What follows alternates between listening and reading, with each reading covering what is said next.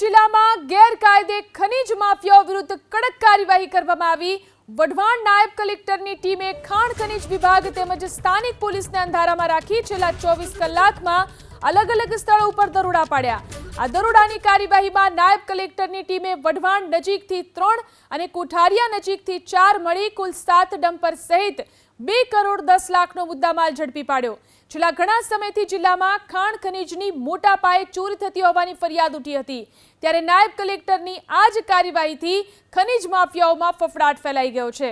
વઢવાણ નાયબ કલેક્ટરની ટીમે ખાણ ખનીજ વિભાગ તેમજ સ્થાનિક પોલીસને અંધારામાં રાખી છેલ્લા 24 કલાકમાં અલગ અલગ સ્થળો ઉપર દરોડા પાડ્યા। આ દરોડાની કાર્યવાહીમાં નાયબ કલેક્ટરની ટીમે વઢવાણ નજીકથી 3 અને કોઠારિયા નજીકથી 4 મળી કુલ 7 ડમ્પર સહિત 2 કરોડ 10 લાખનો મુદ્દામાલ ઝડપી પાડ્યો।